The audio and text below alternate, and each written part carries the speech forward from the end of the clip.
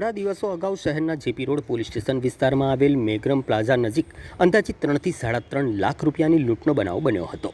આ ઘટનાને લઈને ગંભીરતાથી લઈ જેપી રોડ પોલીસે ઝડપી કાર્યવાહી હાથ ધરી હતી। પોલીસે ગણતરીના કલાકોમાં જ ગુનાનો ભેદ ઉકેલી 3 આરોપીઓને ઝડપી પાડ્યા છે।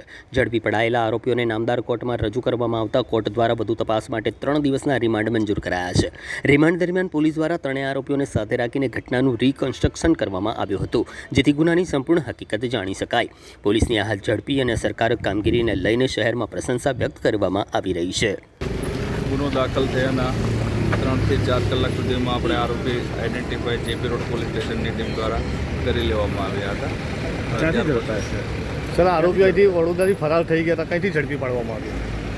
આરોપી આપણે લોકલ વિસ્તારમાંથી લોકલ હ્યુમન સોર્સનો ઉપયોગ કરીને અને ટેકનિકલ સોર્સનો ઉપયોગ કરીને આપણે પકડી પાડ્યા। કઈ ટીમો લાગેલી હતી આ લોકોને ઝડપી પાડવામાં?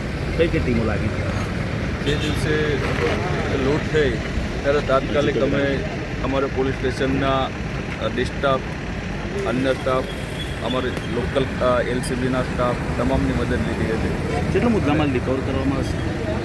1,01,500 રૂપિયા રિકવર કરવામાં આવેલા છે। અન્ય કોઈની સંડોવણી એવું કે 3,000 રૂપિયા? ના, અત્યારે હાલમાં તપાસ ચાલુ છે। જો કોઈ એવું જણાઈ આવશે કે કોઈ અન્ય ઇસમમાં સંડોવાયેલો છે તો એમને ચોક્કસ એને તેના વિરુદ્ધમાં તપાસમાં બીજા કોઈનું નામ ખુલ્યું હોય એવું કંઈ? હાલ સુધી કોઈ નામ ખુલેલું નથી।